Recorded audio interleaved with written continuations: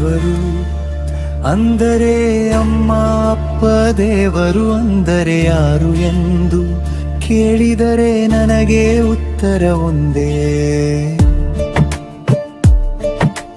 ಕೈ ಮುಗಿದು ನಿಂತಿರುವವರು ಪವಿತ್ರ ದೀಪ ಅಪ್ಪ, ಕಣ್ಣಲ್ಲಿ ಜೀವವಾದವಳು ಕರುಣೆ ಸಾಗರ ಅಮ್ಮ.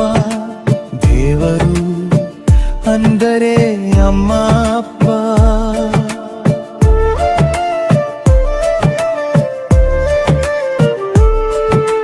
ನನ್ನ ಬದುಕಿನ ಶಾಶ್ವತ ದೇವರುಗಳು, ನನ್ನ ಉಸಿರಿನ ಮೊದಲ ಧ್ವನಿ ಅಮ್ಮ ಅನ್ನುವ ಕರೆ, ನನ್ನ ಹೆಜ್ಜೆಗಳ ಮೊದಲ ನೆರಳು ಅಪ್ಪನ ಮಮೆ.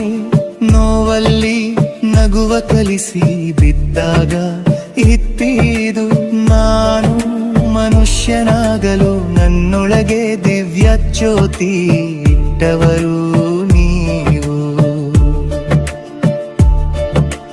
ದೇವರು ಅಂದರೆ ಅಮ್ಮ ಅಪ್ಪ.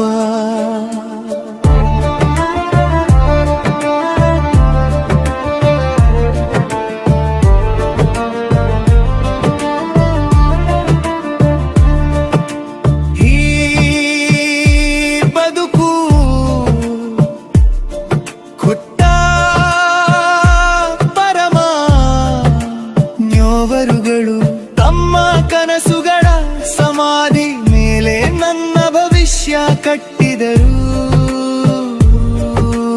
ತಮ್ಮ ಹಸಿರಿನ ಮೌನದಲ್ಲೇ ನನ್ನ ಹೊಟ್ಟೆ ತುಂಬಿಸಿದರು. ನಿನಗೆ ಏನೇಹೂ ಇಲ್ಲದ ದಿನಗಳಲ್ಲೂ ನಗು ಮುಖದೀದು ಬೇಕಾ